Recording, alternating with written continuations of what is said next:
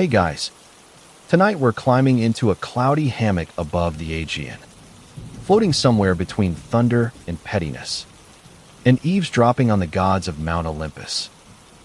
Which is risky. By the way, don't try this at home. They may be immortal, but they're also deeply bored and prone to making bets over absolutely anything. You probably won't survive this story with your dignity intact. Luckily, tonight's not about dignity. It's about a snail. A very slow snail. So, before you get comfortable, take a moment to like the video and subscribe. But only if you genuinely enjoy what I do here. Let me know in the comments where you're listening from and what time it is. I'm always curious to see which time zones are drifting off together. Now, dim the lights. Maybe turn on a fan for that soft background hum. And let's ease into tonight's journey together. The morning on Mount Olympus starts like any other divine Tuesday, with a cup of nectar, a dramatic cloud collapse, and Hera refusing to speak to Zeus over something he did or didn't say to a goat 2 centuries ago. The sky is overcast, but in that soft, moody way that suggests drama is inevitable. Thunder rolls once, more of a suggestion than a statement. You trudge across the marble floors of Olympus, trailing a light mist that never quite dries. The halls echo with the sounds of nothing happening. Even the muses are lounging around half-heartedly tuning lyres they have no intention of playing. The gods are restless. And that's when it happens. Aphrodite sighs. Not just a sigh, but one of those sighs. The kind that implies she's about to say something casually impossible. She lounges on a curved chaise woven from golden reeds, her hair an intentional mess that somehow frames her cheekbones with the kind of poetic disarray mortals would spend their lives trying to imitate. She twirls a strand around her finger. "I'm bored," she says. The air gets noticeably more humid. Hermes looks up from whatever scandalous scroll he's pretending not to read. "You. Bored. Did you finish emotionally confusing that playwright in Ephesus?" She waves a hand. "He's crying into papyrus. That's done." Athena, nearby, raises an eyebrow but says nothing. She's been building a house of cards out of philosophy books for the past 2 hours and is trying not to blink too much. "I want a game," Aphrodite announces. "A bet. Something dumb. Something slow." Hermes perks up. Zeus grumbles from the next room. "If it involves mortal goats again, I'm not paying damages." She ignores him. "Let's see. Who on this mountain could win a race by being the most underestimated?" A moment passes. Lightning flickers in the distance like the sky itself is considering her question. "A race," Hermes says slowly. "That's not exactly your thing, is it?" "I don't mean fast. I mean clever. I mean beautifully unhurried." She stretches like a cat in a sunbeam. "Let's pick the slowest creatures we can find. Have them race to the temple of Chloris. But it can't just be about speed. That's too obvious. It should be about style. Grace. Patience." Zeus pokes his head in. "So you're saying you want to gamble with snails?" "Or something equally boring?" She replies. "Yes." Hermes looks intrigued. "First one there wins," he asks. Aphrodite nods. "And the winner gets to choose the next festival theme, including which mortal poets are allowed to describe my hair." Hermes says, understanding the stakes now. From across the hall, Dionysus shouts, "I nominate a butterfly. They're slow and drunk most of the time." Athena snorts. "That's because they keep flying into columns." You glance outside. where a low mist curls around the mountain slopes. Somewhere down there, unaware that the gods are about to interfere in their lives, a selection of small creatures goes about its quiet day, grazing, crawling, staring blankly at the concept of uphill. And thus, the stage is set. Aphrodite has made her declaration. The gods have been invited. And a small, unsuspecting snail, currently nestled beneath a dewy leaf, has no idea it's about to become the protagonist of a very sleepy myth. The dew hasn't even fully dried on the hillside garden when Aphrodite descends, barefoot, because of course she is, into the mortal world. She doesn't fly. She glides. That's the word. Glides. Like a breeze scented with overripe peaches and whispered regrets. You follow at a respectable distance, your sandals squelching gently in the mud. Divine errands rarely begin dry. The garden she's chosen is tucked just south of a sleepy Mycenaean village that's mostly known for exporting onions and passive-aggressive pottery. It's a lovely little patch of earth. Terraced stone walls overgrown with time. Fig trees leaning in gossip. And rows of herbs that seem just slightly too fragrant to be ordinary. Aphrodite stands in the middle of it all. Eyes half-lidded. Arms crossed. Good, she says. This is where I'll find my champion. You're about to ask whether she plans to pluck a flower or charm a goat into racing. But she raises one hand sharply. Silence. She crouches by a cluster of white clover and tilts her head. You see nothing. She smiles. You still see nothing. But then, just barely, a twitch, a shimmer, a glisten of something very small and profoundly indifferent to time. A snail. You squint. It's not much to look at. A mottled little creature, shell dusted with garden grit, antennae poking out like it's testing the air for sarcasm. Aphrodite watches it like it's an oracle. Look at him, she murmurs. Perfect. You're unconvinced. She holds out a finger, and the snail, eventually, leans toward it, sensing who knows what. Not all. Snails don't really do all. But maybe.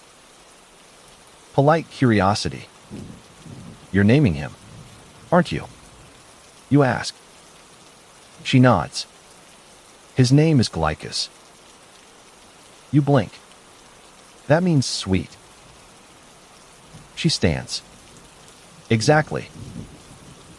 A soft rustle behind you signals the arrival of others. Hermes, of course, arrives first, floating just slightly above the dirt. Sandals freshly polished. Scroll under one arm like this is an official sporting event. Got the list of competitors, he says. Try not to roll your eyes until I finish. You brace yourself. A butterfly from Rhodes. A beetle who claims to have once bitten a demigod.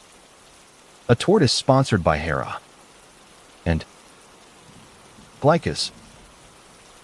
Aphrodite doesn't even blink. Let them come. And they do. The butterfly flutters in, wings shimmering like spilled wine. It lands briefly on a fennel stem, then immediately forgets why. The beetle arrives on foot. Naturally. It drags a single grape behind it like a trophy and seems to be muttering complaints about how no one respects carapace maintenance these days. The tortoise arrives late. Of course. But it brings fanfare, a pair of peacocks trailing behind, and a small entourage of frogs that appear deeply invested in its public image. They all line up under the fig tree. Glykas does not. He's still under the clover. Possibly asleep. Zeus thunders faintly from a distance. You're actually doing this. He calls down from Olympus. sounding both annoyed and slightly entertained. Hermes cups a hand to his mouth. Too late to back out. Mighty storm. Dad. Aphrodite crouches again beside Glykas. You've got one task, she says softly. Make it to the temple of Chloris. Don't rush. Just arrive. Historians still argue whether Aphrodite ever truly believed Glykas would win, or whether she simply enjoyed picking the least likely champion out of sheer aesthetic confidence. Some say it was her way of mocking Hermes. Others think she was proving a broader point about beauty, patience, and unexpected effort. Either way, she stands now, lifts a rose petal high, and lets it drift on the wind. Begin, she says. The race is on. The butterfly shoots skyward in a blur of color and confusion. The beetle starts dragging its grape westward, muttering about terrain and systemic bias. The tortoise blinks slowly, then takes a single, majestic step. And Glykas, he doesn't move. Not right away. You watch his shell glisten in the sun. And after what feels like a polite eternity, he blinks. Or at least, you think he does. Somewhere far above you, Hermes is already regretting everything. He lounges on a drifting cloud like a divan, nibbling on a cluster of grapes that probably belonged to a temple offering bowl. Below him, the race has barely begun, and already the beetle is lodged between two time stalks shouting something about unfair fig root infrastructure, while the butterfly has gotten distracted by a reflective puddle and is circling it like Narcissus with wings. Glykas, for his part, has not moved. At all. Hermes squints downward. She chose the snail. He mutters to himself. She really chose the snail. You watch from the edge of the garden, arms crossed, vaguely damp from the morning dew. It's not that you're surprised by Aphrodite's decision. It's just that you've seen moss move faster than this. She, meanwhile, is absolutely unbothered. Aphrodite sits under a myrtle tree, hair glinting like sunrise through wine. She's weaving a crown of marjoram, humming softly, not even watching the race. Because it's not about the race. Not for her. You glance back at the contestants. The tortoise has, admirably, made it several feet and is now accepting grapes from a frog in exchange for slow, dignified blinks. The beetle has escaped the time, but now appears to be lost in a self-constructed motivational speech. The butterfly is currently in love with a poppy. And Glykas, he has turned. Slightly. You lean in. Yes. His head has shifted toward the east, in the direction of the temple. The journey has begun. Hermes groans from above. I gave this bet 40 minutes. We're on minute 30. 2.5 of them haven't left the garden. Aphrodite smiles without looking up. You were too generous. Historians still argue whether the Temple of Chloris even existed as a proper building or was more of a poetic metaphor for the idea of perpetual spring, located somewhere between the mortal world and the divine garden realms. It could only be reached by those who understood how to get there slowly. Not because it was hidden, but because it refused to reveal itself to the hurried. This, apparently, includes snails. You decide to follow along at a respectable distance. Glykas moves like a raindrop thinking about its next life. He is slow, yes, but deliberate. When he encounters a twig, he examines it with the full weight of an existential philosopher. When he meets a pebble, he considers its texture before sliding around it like it asked too many personal questions. You walk behind him, step by step, wondering what exactly Aphrodite sees in this tiny, glistening creature. That's when you notice something. A trail. Not just slime. Not just moisture. But a kind of shimmer. Like his passing leaves behind the faintest brushstroke of light. As if the earth itself is remembering him. Just a little. You glance back at the garden. Aphrodite has stood now, walking among the clover, collecting the first discarded petal from the butterfly's earlier flight. She tucks it behind her ear, where it wilts happily. Hermes has vanished, probably off to heckle a different myth. The tortoise is now being measured by a trio of woodland nymphs who are debating whether dignity can count as speed if expressed slowly enough. And Glykas, he's reached a small stream. This is significant. For a snail, this is a full, blown river crossing. You crouch beside him as he stares at the water, antennae trembling slightly, shell catching the glint of light like a polished amphora. He inches forward, pauses, and then, to your amazement, turns slightly and slides onto a twig that had fallen conveniently into place. A makeshift bridge, barely wide enough to hold him. He begins his crossing. You hold your breath. Halfway across, a breeze nudges the twig, and you almost call out. But Glykas simply slows, steadies himself, and keeps going. The twig doesn't sink. It settles. And so does he. At the far edge, he disembarks with the care of a prince stepping off a gondola. You blink. You look skyward. No sign of Hermes. No gusts of divine wind. No interventions. Just Glykas, moving. Slowly. Surely. Somewhere behind you. The beetle is still arguing with a bee about how pollination is just unpaid labor. And the butterfly is now attempting to flirt with a statue. The tortoise is being brushed by one of the frogs. But ahead, the path opens wide. The temple, if it's real, lies somewhere on the other side of this grove. And Glykas, unnoticed by most, is already halfway there. The forest ahead is the kind mortals write poems about and then promptly get lost in. Dappled light flickers through olive branches. The ground is soft with old leaves and divine neglect. And the only sound, aside from your own increasingly squeaky sandals, is the occasional distant sigh of something mythologically leafy. You step lightly behind Glykas, careful not to interrupt his slow motion odyssey. His path is unwavering.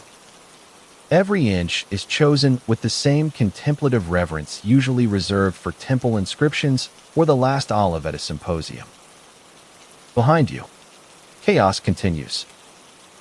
A breeze carries the unmistakable sound of the beetle declaring that he would have been faster if not for the systemic prejudice of sloped terrain. You hear someone politely coughing and what might be a frog attempting to impersonate a judge. But here in the grove, there's only peace. Glykas passes beneath a tangle of honeysuckle, pausing just long enough for a single drop of dew to fall from above and land on his shell with a sound so soft it's almost imagined. You watch as he adjusts ever so slightly, as if acknowledging the gift. Aphrodite, somehow now seated on a boulder that wasn't there a minute ago, observes with a pleased expression. She doesn't speak. She doesn't need to. She plucks a sprig of thyme and tucks it behind her ear next to the butterfly petal. You're following him now, she says softly. You blink. Well, someone has to make sure he doesn't get stuck in a puddle. She tilts her head. He wouldn't. Why not? Because puddles aren't obstacles for creatures who understand they're just temporary mirrors. You make a mental note not to argue with goddesses before your second cup of nectar.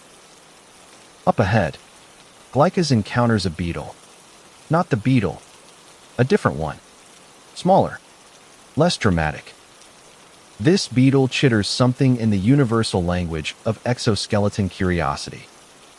Glykas pauses, tilts his eye stalks, then continues on, leaving behind a faint glimmer that briefly makes the beetle question its entire self. Image.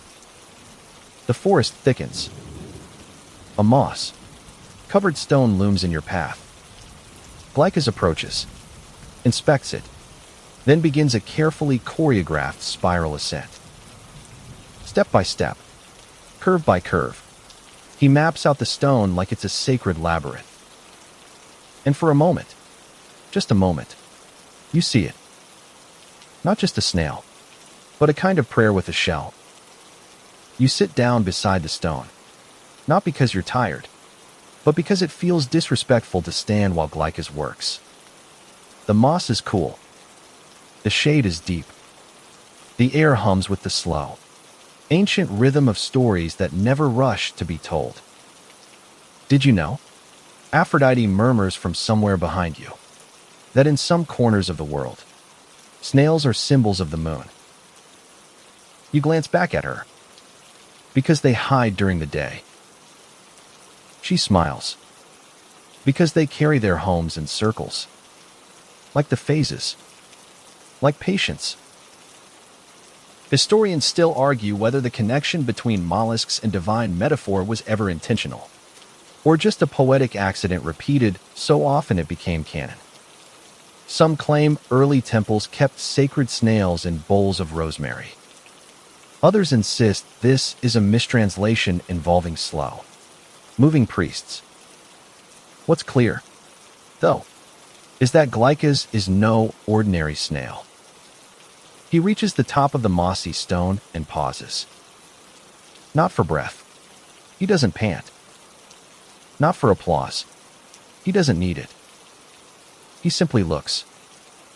And then, he descends. The way down is easier.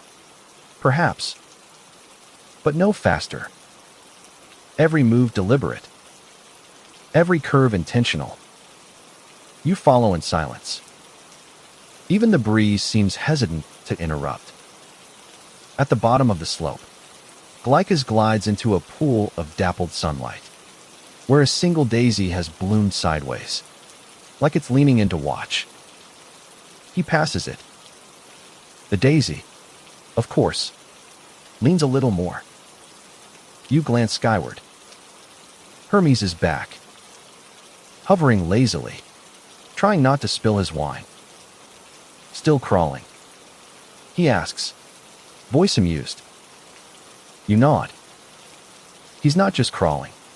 You say, he's narrating. Hermes snorts. He's tracing a poem no one will read.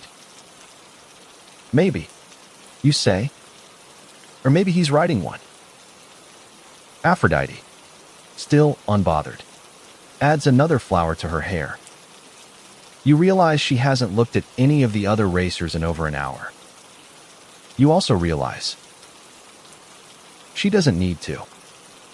Because something about Glykas, the tiny, glimmering streak he leaves behind, feels inevitable.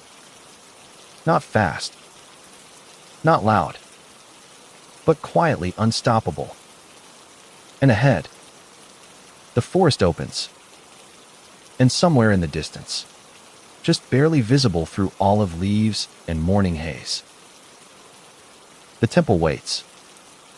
The path narrows, not out of malice, but memory.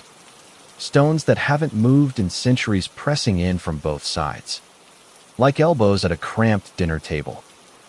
You shuffle carefully, watching Glykas trace a gleaming line across a carpet of fallen fig leaves and the occasional laurel petal, each of which he treats like a minor landmark or possibly a snack. You hear the beetle long before you see him. And I said, if this terrain were properly leveled. But did anyone listen? No, they just let the tortoise waddle on like it's some kind of philosophical statement. The beetle barrels into view, still hauling his now slightly bruised grape. His wings buzz in irritation. He catches sight of you and Glykas and stops so abruptly he skids in a semicircle. "Oh," he mutters. "You're still here." You nod. Glykas, as usual, does not comment. "I suppose that's your strategy." The beetle sniffs. "To bore the competition to sleep." You raise an eyebrow. "He's ahead of you." "Barely." The beetle huffs, looking at the glistening trail curling ahead into the woods. "Also, I've been conducting interviews. That's worth something." You're about to ask who exactly is interviewing a beetle mid-race when a shadow passes overhead. It's the butterfly. She flutters down with exaggerated elegance, landing on a low, hanging fig leaf. Her wings look slightly ruffled, like she may have tried to race a breeze and lost. She preens for a moment, then glances at Glykas. "Oh," she says lightly. "Still sliming along, are we?" You look up at her. "Have you made it past the sycamore grove yet?" She blinks. "The what grove?" "Never mind." She lifts off again, offended. You glance at Glykas, who appears to have paused beside a speckled mushroom. One antenna slowly taps the cap like he's reading it in braille. Then he continues. Unbothered. Unchanged. Undeterred. Hermes appears again, upside down in the air, eating a pomegranate seed and wearing an expression that suggests mild confusion laced with reluctant admiration. "Your boy's gaining fans," he says. You frown. He doesn't even know he's in a race. Exactly. Hermes tosses a seed into his mouth, then vanishes with a breeze that smells like citrus and delayed epiphanies. Aphrodite, of course, is waiting ahead. She's perched on a low stone wall, watching Glykas approach with the serene amusement of someone who knows they've already won but is too elegant to mention it. You sit beside her, watching the trail unfold. He hasn't stopped, you say? He doesn't need to, she replies. That's the advantage of being underestimated. No one tries to sabotage you when they think you're ornamental. Historians still argue whether Aphrodite's strategies were ever truly about beauty, or if beauty was just the most convenient tool in her divine belt. Some suggest she used beauty the way others used swords or lightning, not to charm, but to distract while she played a longer, quieter game. And Glykas, he's not trying to win. He's simply not stopping. A rustle in the bushes reveals the tortoise, dignified as ever, now being carried briefly by a pair of overly helpful squirrels. One looks a bit too smug. The tortoise is pretending not to notice. Glykas passes them all. 1 inch. 1 glimmer. At a time. You and Aphrodite follow slowly. She plucks a sprig of basil and hands it to you without explanation. You sniff it. It smells like stubbornness and something slightly minty. You glance ahead again and notice a clearing. And beyond that, for the first time, marble. Worn. Covered in moss. But unmistakable. The edge of a column. The beginning of the temple. Glykas keeps moving, antennae tilting toward the light. The butterfly is above you again now, wheeling back toward the clearing in frantic spirals. I got turned around, she says, and then I found this very persuasive daisy. You point. The temple is visible now, Even the butterfly has to pause. The beetle huffs. The tortoise blinks. The frogs are confused. Even Hermes, drifting back into view, looks vaguely impressed. But Glykas doesn't notice. Because it's not about theatrics. It never was. It's about the journey that no one believed mattered. And the trail left behind. Shimmering. Soft. Unmistakably there. The temple comes into view slowly. The way dawn creeps across a mountain. Quiet. Steady. Indifferent to whether or not anyone notices. And yet, you notice. The columns. White once. Now mottled with lichen and stories. Rise like broken teeth from the earth. Vines creep over pediments carved with forgotten flora. The wind here is different. Softer. A little amused. You step lightly, trying not to disturb the moment. But Aphrodite walks ahead of you barefoot, as if the moss beneath her is a red carpet woven by the seasons. Glykas is nearly at the outer terrace. He has passed the grape, hauling beetle, the philosophy, forward tortoise, the swooning butterfly, and now inches forward at his signature pace. A tempo that could be mistaken for standing still if you blink too long. From above, Hermes watches with increasing irritation. Look, he says, hovering mid-cloud. I'm all for poetic nonsense, but he's moving like he's being paid by the hour. You shrug, but he's moving. Hermes crosses his arms. The butterfly could fly straight there. But she hasn't. You point out. A pause. Touché, Hermes mutters. Aphrodite, now sitting on the temple's front step, rests her chin in her hand and watches Glykas like a proud aunt at a school play. Not cheering. Not interfering. Just observing. The gods, you realize, are unusually quiet today. No lightning bolts. No random divine interventions. No mystical flower trails or enchanted gusts to speed someone along. The usual Olympian flair for spectacle seems to have taken a day off. Perhaps out of respect. Perhaps out of boredom. Glykas reaches the marble base of the first column and pauses. There's a lip of stone no higher than your finger. But for him, it's a full mountain face. He waits. Not from fear. From consideration. Then, with what can only be described as snail level commitment, he begins the climb. The others start to gather behind you, albeit reluctantly. The tortoise has been placed gently on the grass by the squirrels, who now whisper among themselves in disbelief. The beetle mutters something about sabotage and demands a recount despite there being no actual count. The butterfly, tired now, lands gently on your shoulder. He's really going to do it, she says, dazed. He is, you whisper. Glykas makes it to the top of the first step, then pauses again. Not to rest. Rest implies urgency. He simply exists there, shell catching the dappled light that filters down through olive branches, body casting a shimmer where he touches stone. Aphrodite raises a hand, and without a word, a breeze circles the clearing. Soft. Warm.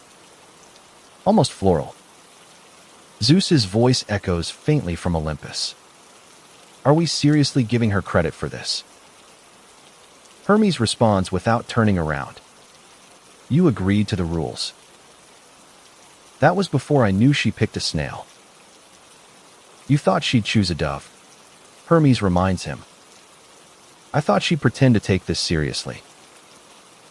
Aphrodite finally looks up. Who says I didn't?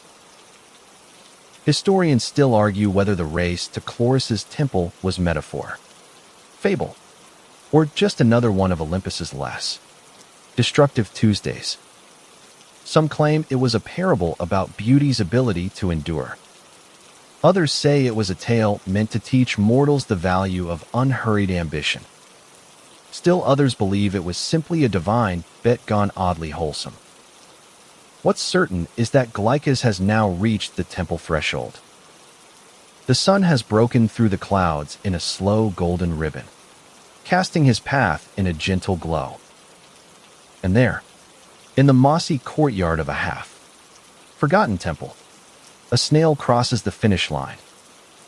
Not with fanfare, not with trumpets or flower petals or crowds of mortals cheering from marble balconies. Just one last inch forward, one soft line of shimmering trail, and stillness. The butterfly lets out a small gasp. The tortoise, ever the stoic, blinks. The beetle is sulking behind a leaf. Even Hermes is silent. Aphrodite stands. She walks to Glykas and kneels beside him. She doesn't pick him up, doesn't raise him in victory. She just whispers, "Told you they wouldn't see it coming." Then, she kisses the tip of his shell. And from the point of contact, a vine bursts gently from the earth, flowering instantly in shades of ivory and rose, winding around the temple column as if the building itself is waking up after a very long nap. The gods have seen many things. But today they saw a snail outlast them all. And for once, they let it happen. The temple of Chloris, now fully awake in its own sleepy way, seems to stretch just a little, as if shrugging off centuries of silence. Flowers bloom lazily along the cracks in its marble, not in sudden bursts, but in gentle, polite unfoldings, like yawns that happen to smell like jasmine. Glykas remains still in the center of the courtyard. You'd almost think he was unaware of the moment he just created, except for the way one antenna casually flicks, as if brushing off divine expectation. Aphrodite sits again on the edge of a broken pedestal, hands folded neatly in her lap. She's not gloating. That would be too obvious. She's doing something much more unbearable for the other gods. She's looking serene. From above, Hermes finally descends, not dramatically, but with a kind of floaty resignation. His wings slow as he lands beside you. He surveys the temple, the blooming vines, the silent snail. Then, after a long pause, he says, "Well, you wait. That was not the worst thing I've seen." Coming from Hermes, that's practically a standing ovation.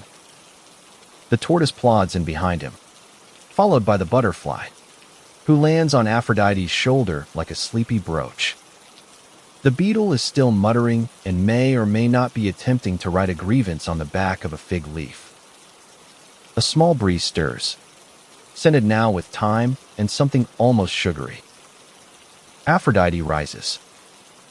"Well," she says, with a voice that doesn't ask for victory so much as remind everyone that it has already arrived. Hermes sighs. Yes, you win." A rumble overhead suggests Zeus is trying to think of a reason to object and coming up short. You imagine him pacing across Olympus, thunderbolt in one hand, cup of nectar in the other, muttering, "It was just a snail." But no one challenges her, because there's nothing to challenge. Glykas won. Slowly, softly, perfectly.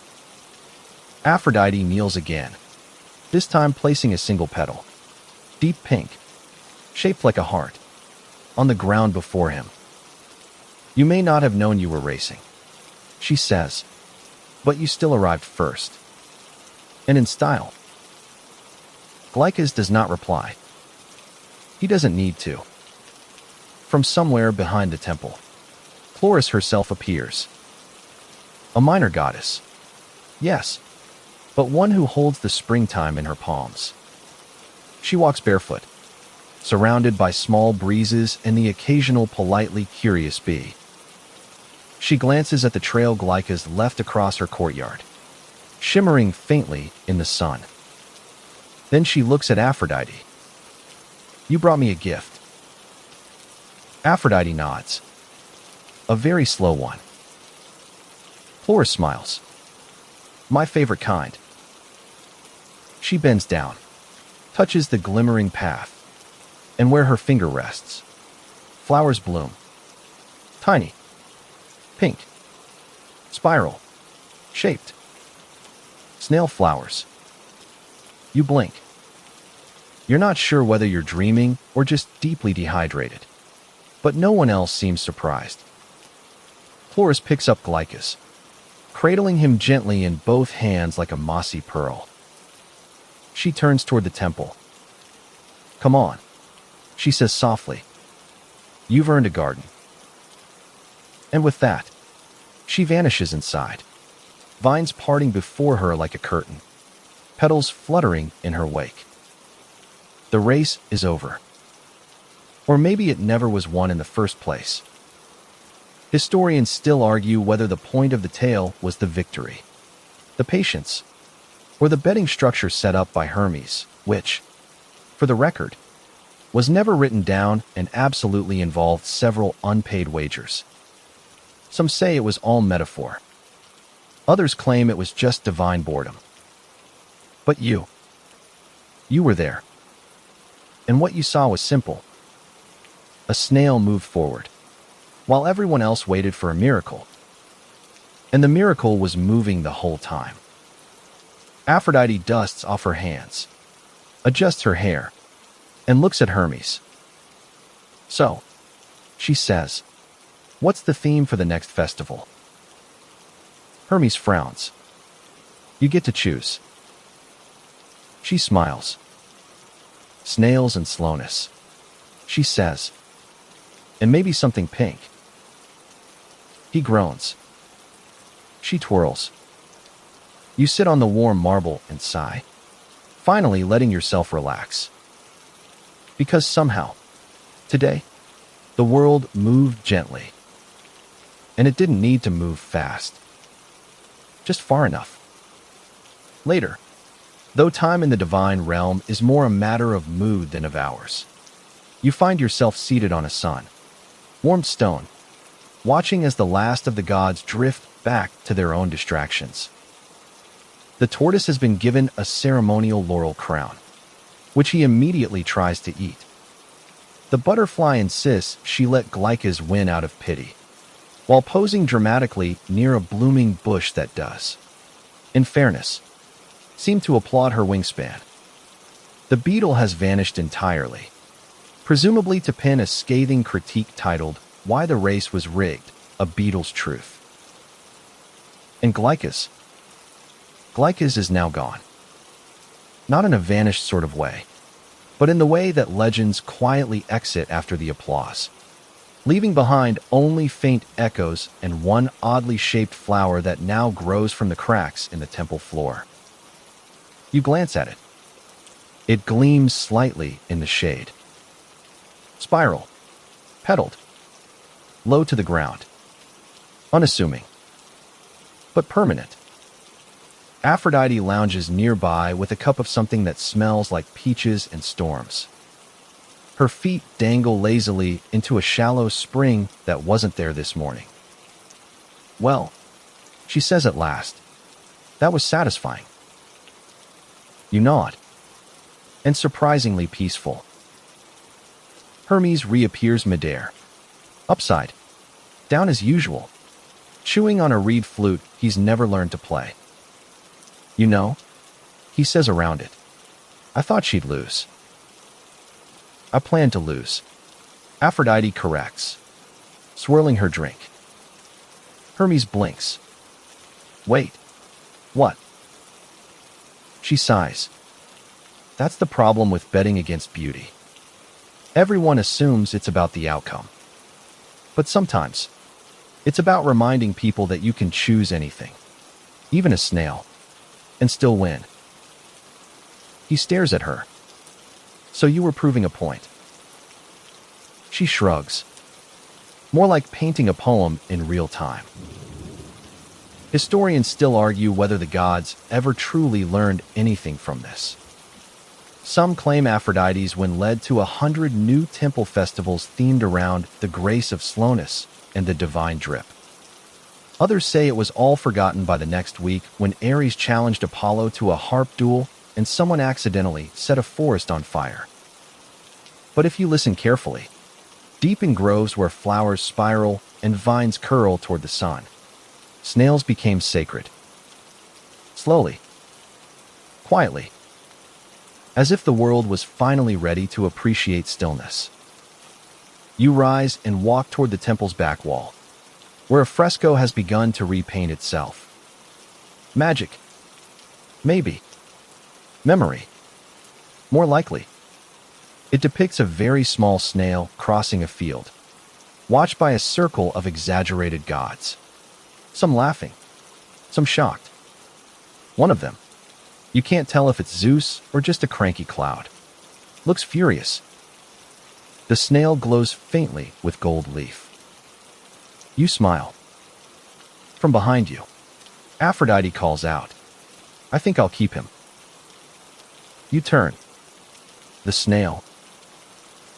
"No," she says, gesturing vaguely. The feeling. You sit again beside her, dipping your hand into the spring. The water feels like music played too slowly to recognize. Hermes flops nearby, now flat on his back in midair. You'll be insufferable about this for weeks. She nods. Maybe. He rolls his eyes. I suppose we're naming the next month after him too. We could. He throws a fig at her.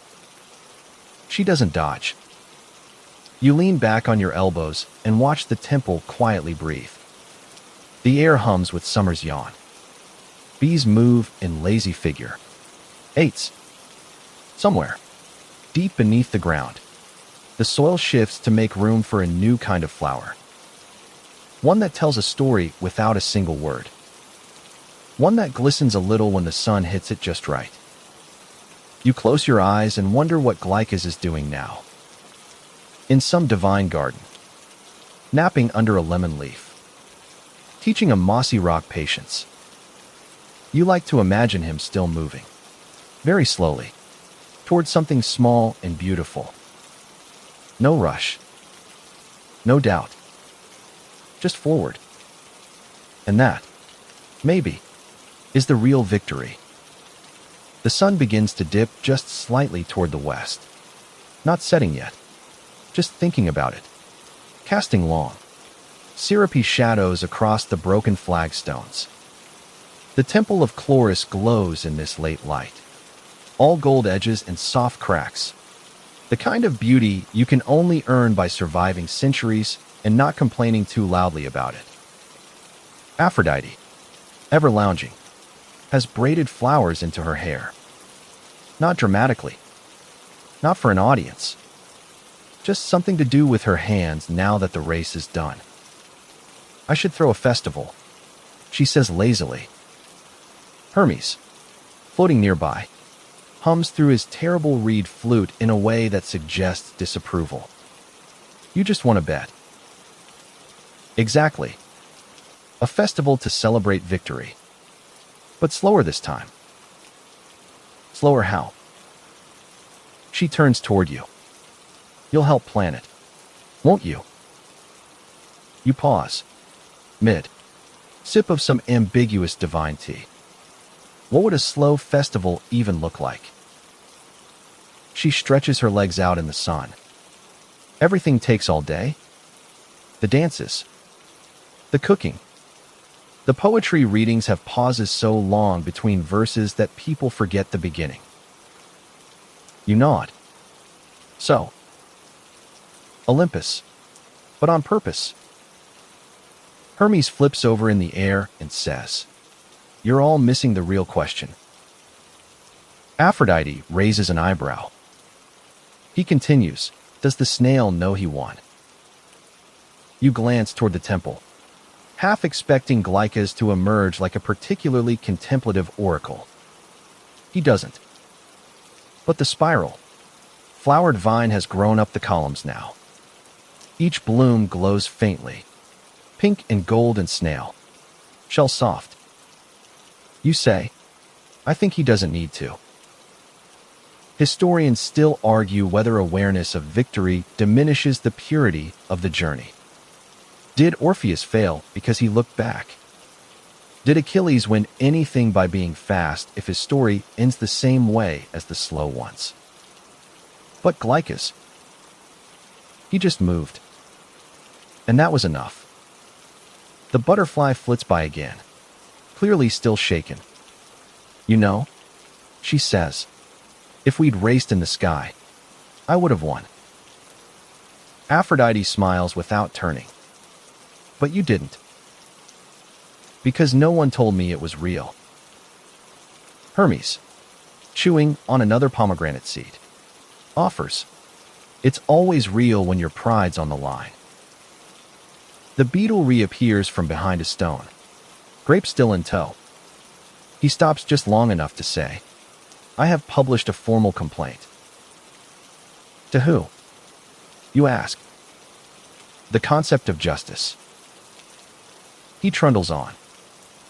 You're left again with the soft rustling of leaves, the distant hum of lazy bees, and the unmistakable absence of urgency. The tortoise, still wearing the laurel crown, now slightly askew, settles near the base of the temple and closes his eyes like a poet who's written one very good line and sees no reason to continue. Aphrodite runs her fingers along the vine. You know, she says, they'll forget this. Mortals. No, the others. The gods. She shrugs. They always forget the slow stories. The quiet ones. You watch the way the sunlight glances off the petals, each one spiraled like a fingerprint. Not all of them, you say? True, she murmurs. Some of us keep them, tuck them away, for evenings like this. Hermes drifts down to sit beside you, for once not upside, down. You think it matters. A snail's trail in a world of fire and conquest. You glance toward the place where Glykas last was. The trail he left still shimmers faintly in the dust. It mattered to the snail, you say? Hermes doesn't argue. Instead, he offers you a fig stuffed with honey and something that tastes like memory. You take it. Eat slowly. Around you, the divine realm relaxes. Less like a kingdom, more like a park on a holiday. The gods don't shout. The sky doesn't rumble. Even the wind seems to walk instead of fly. The temple, once silent, now hums very softly. Not music, not a voice, just the kind of vibration that means something important happened here, and the stones are still thinking about it. The butterfly lands again on your shoulder. I think I'll write a poem. You nod. She flutters her wings. It'll be about how I nearly won. You roll your eyes. Of course it will. She smiles. But the snail gets a stanza. Aphrodite raises her cup. To the stanza. To Glykas, you add. Hermes raises his too. To unexpected champions. And somewhere, perhaps beyond the temple, perhaps not even here anymore, a very slow, very quiet creature moves just a little bit farther into legend. As dusk settles like velvet over the shoulders of Mount Olympus, the temple's last golden highlights begin to fade, giving way to silvers, cool blues, and the flicker of 1,000 curious stars. The air is cooler now, still sweet with thyme and old stone, but tinged with the hush that comes just before a story falls fully asleep. Aphrodite has finished weaving a crown of spiral, petaled flowers. She places it gently on the pedestal where Glykas last paused, and it sits there like a tribute, or maybe a question no one needs answered. You rise and stretch, your limbs carrying the softness of a long walk with no destination. The butterfly has curled up beneath a wide mint leaf and seems content to dream in metaphors. The tortoise, ever dignified, appears to be meditating, or perhaps just forgetting what he meant to do next. The beetle snores beneath his grape. All is well. You glance back at the temple, still glowing, still breathing, still echoing with the glimmer of one gentle trail. Hermes leans on a cloud shaped suspiciously like a divan and says, "You know, if I hadn't seen it, I wouldn't believe it." Believe what? You ask. That something could be that slow and still arrive. You shrug. That's because you think arrival is the point. He stares at you for a moment, then mutters, "Ugh, you've gone poetic." Aphrodite lifts her cup. He gets it. Hermes groans. "Please. You're unbearable when you're smug." She smiles. "Only when I'm right." Historians still argue whether Aphrodite's smugness in this tale was justified or excessive. Some say she basked in it for centuries. Others claim she let the victory go quietly, content to know that even in a world of wings and speed, her quiet little champion had done something none of them expected. He had changed the story. You walk along the edge of the temple garden, letting your hand trail across ivy and old carved stone. You spot a small inscription you hadn't seen before, tucked beneath a vine. It's fresh, too fresh to be ancient. It reads, in silence, "I traveled." In slowness, "I arrived." You smile. From behind you, Aphrodite calls out, "You know what I like best about Glykas?" You turn. What? He never tried to be anything else. Never performed. Never rushed. Just moved. You nod. Maybe that's why he won. Hermes flips over lazily. Or maybe we were all so distracted by our own cleverness, we forgot to keep walking. You sit beside the fountain again. Its waters now shaped like curling vines, fed by some divine plumbing system no mortal ever understood. The stars above begin to hum in slow constellations. One of them, you think, twinkles in a slow, spiraling curve. Coincidence? Perhaps. But in Olympus, stories have a way of planting themselves where they'll grow.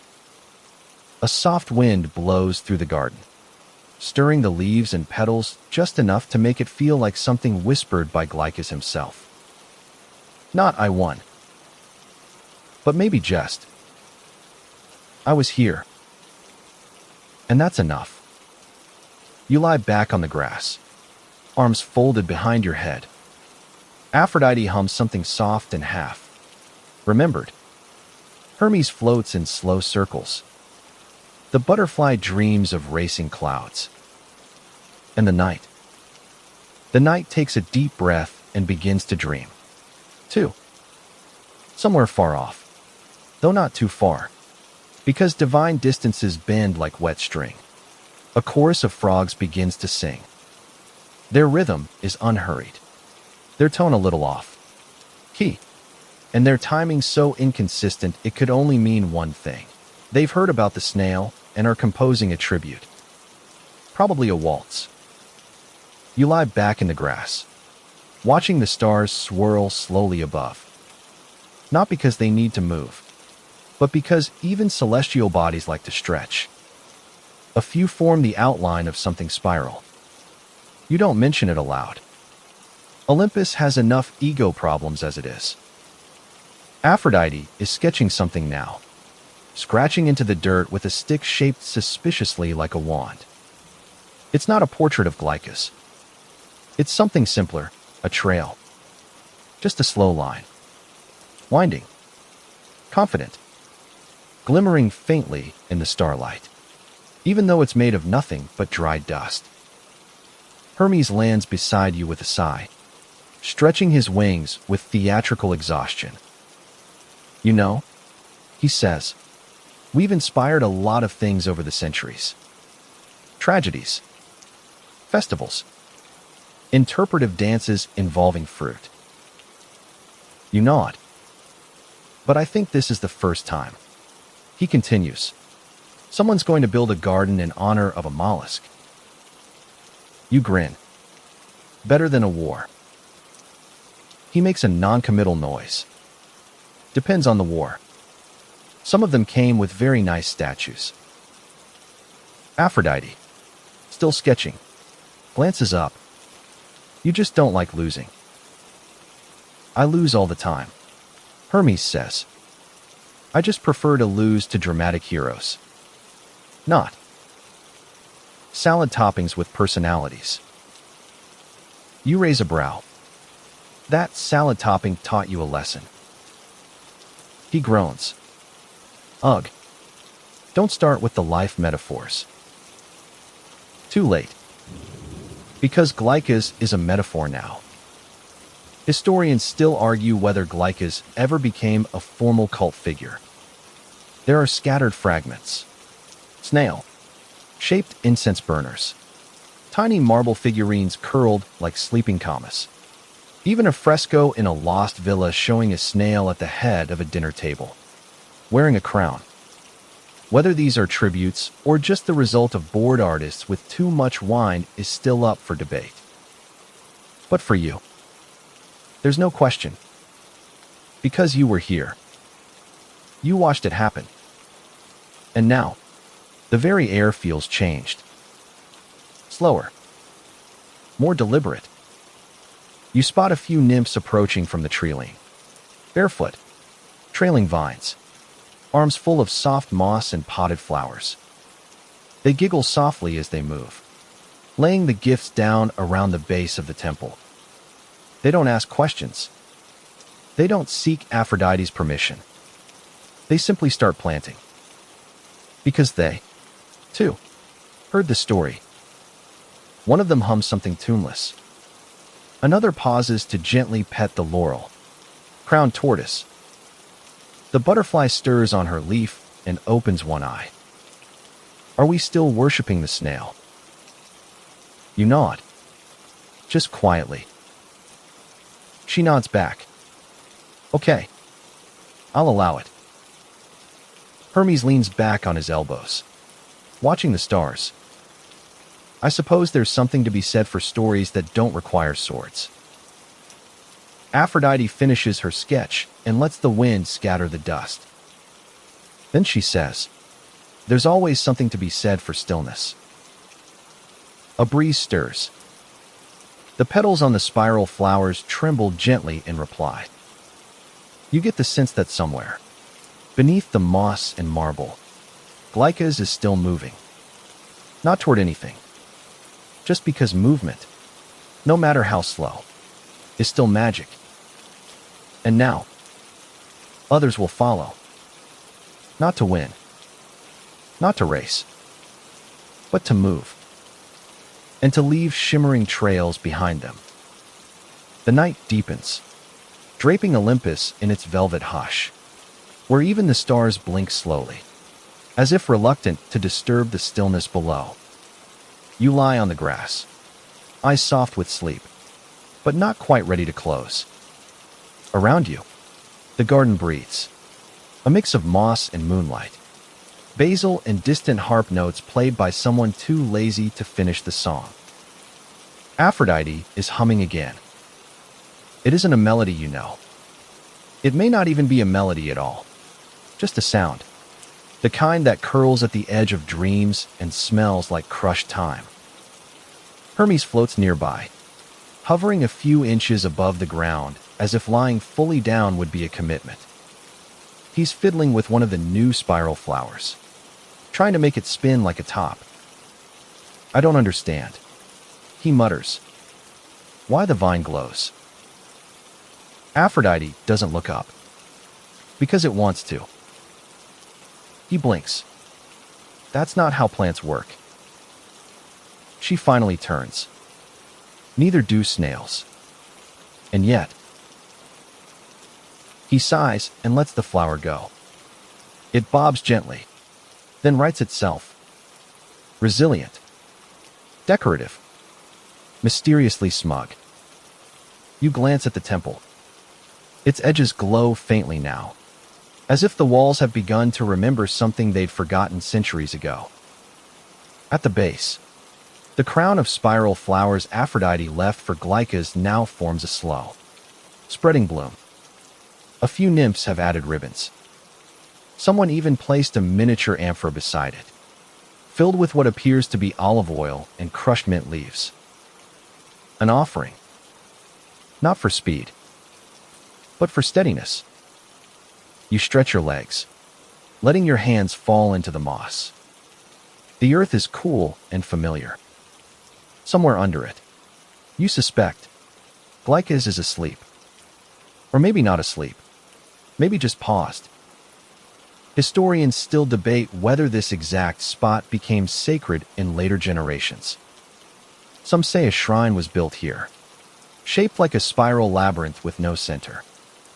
Others claim that travelers would stop here, not to pray, but to sit, to wait, to be quiet on purpose.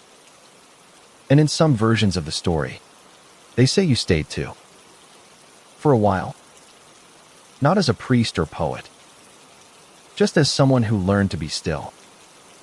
Aphrodite lies back now, arms folded under her head.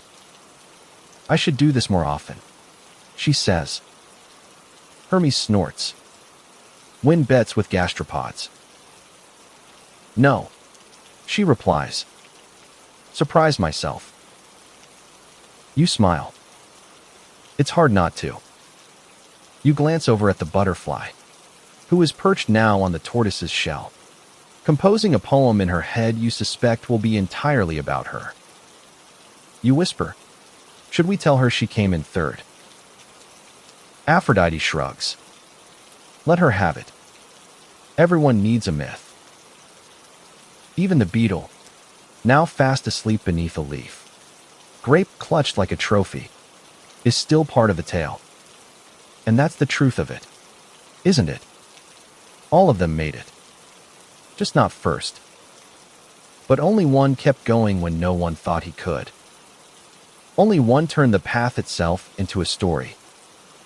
A breeze stirs the grass again, and somewhere nearby, a snail, sized glisten curls over a stone. Not a new trail, just the light catching what's already there. You rest your head back. Feel the earth hold you like a page between verses. You could sleep now. You probably should. But part of you wants to stay awake just long enough to see the moment the sky forgets how to be dark. Just long enough to whisper thank you to a snail who never hurried. And never stopped.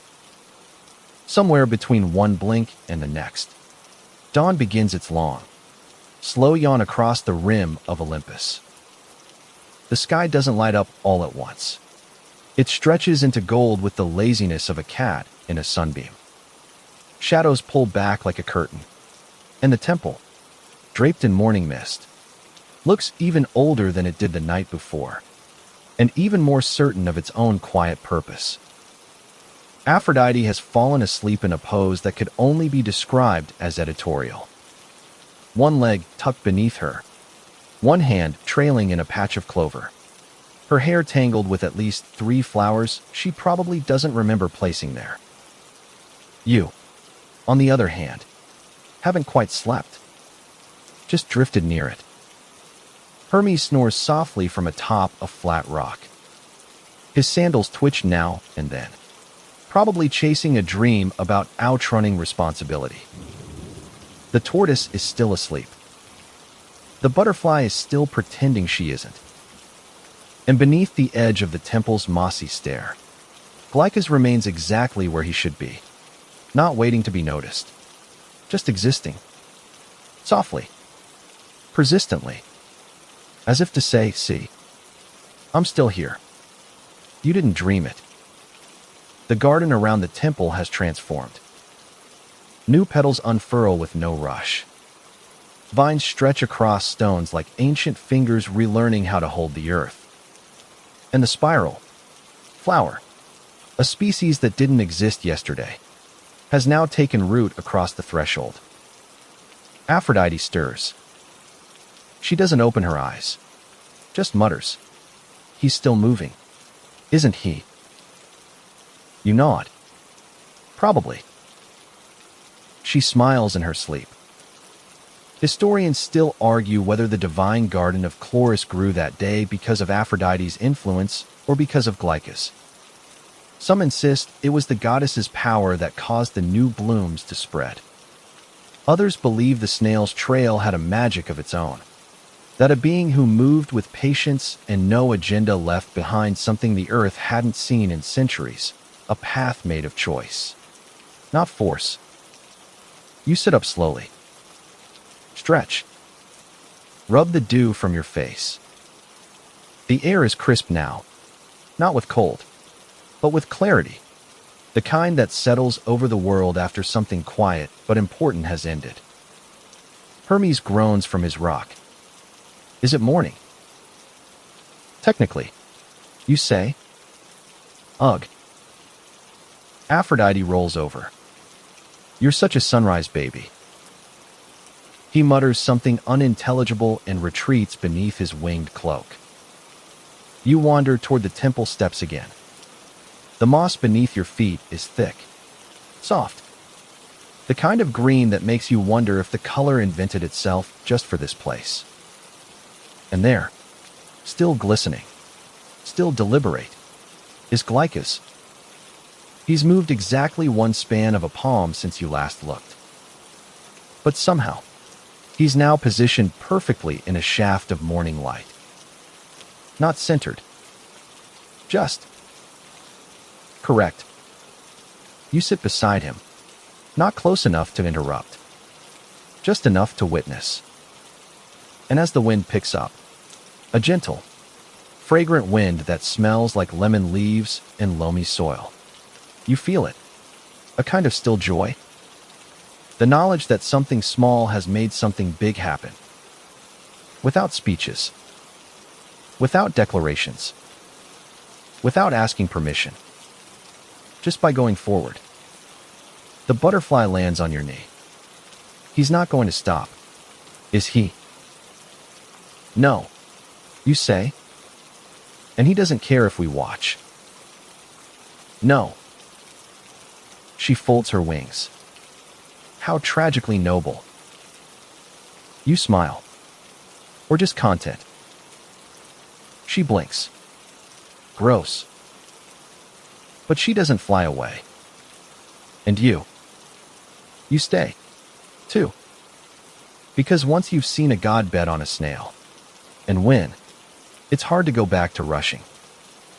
The sun climbs higher, painting the columns of Chloris's temple in soft gold and revealing the faded carvings more clearly. Flowers, vines, spirals, and what you now swear must be a tiny snail etched into the stone near the base. It wasn't there yesterday. Or maybe it was, and no one thought to look for it. Aphrodite rises with a theatrical stretch, somehow managing to look both freshly rested and entirely above the concept of sleep. She brushes a leaf from her shoulder and glances toward Glykas. He's moved again, she says, voice calm and fond, like someone checking on a stubborn houseplant that's finally bloomed. You nod. He always does. Hermes emerges from a nap with a noise that sounds like the death of motivation. Are we still doing this? still revering the tiny, squishy champion. Are you still trying to downplay it? Aphrodite replies sweetly. Hermes rubs his face. It's been a day? Exactly. And he hasn't stopped. You both turn to look. Glykas is halfway across the second temple step now, crossing a crack in the stone that to him must feel like a canyon. You half expect a harp to play or some celestial light to beam down again. But no, just sunlight, moss, and that glistening trail. It's perfect. And also ordinary, which somehow makes it more magical. The tortoise wakes with a sigh and begins slowly nibbling on a fallen petal. The butterfly, as always, finds a perch just slightly higher than everyone else. The beetle is back too, now taking notes, perhaps for a tell. All scroll titled Why I Was Right All Along. You return to your seat beside the temple, and Aphrodite joins you. No one speaks for a while. You just watch. The garden breathes. The sky hums. And Glykas, 1 inch at a time, continues to redesign the meaning of progress. Historians still argue whether this story was ever meant for mortals. Was it recorded in temple hymns, painted onto amphory, or was it one of those sacred events meant to live only in divine memory? Too soft for scrolls, too slow for epics. Some fragments hint at its endurance. A lullaby found in a rural village praises the shell bearer who never turned back. A child's figurine unearthed near Corinth was shaped like a spiral with 2 gentle antennae. A poem, scratched into a wine cup. Simply read, slowness wins when no one watches. You close your eyes briefly. You don't need to see Glykas anymore to know he's moving. He always is. Aphrodite speaks again, more to the breeze than to you. I think mortals will forget him. You open one eye. Probably. But the garden won't. You nod. Neither will the stars. Hermes plucks one of the spiral flowers and studies it. What do we call this? Glykas vine. No, Aphrodite says. Too obvious. Victory blossom. Too loud. She looks over at the trail, still shimmering faintly even after the snail has moved on. Call it patience, she says. That's what it teaches. Hermes snorts. Imagine putting that on a shield. Imagine needing a shield at all, she replies. The breeze picks up again, and for a moment, you catch the scent of damp earth, time, and something warm. Something that feels like freshly baked bread and stories told too late at night. You glance down. Glykas has crossed the threshold. Not in a burst. Not in triumph. Just there now. Another stone behind him. Another gleam left behind. And ahead. Still more steps. More time. But never stillness. Not really. Just movement without hurry. A lesson without lecture. A presence without performance.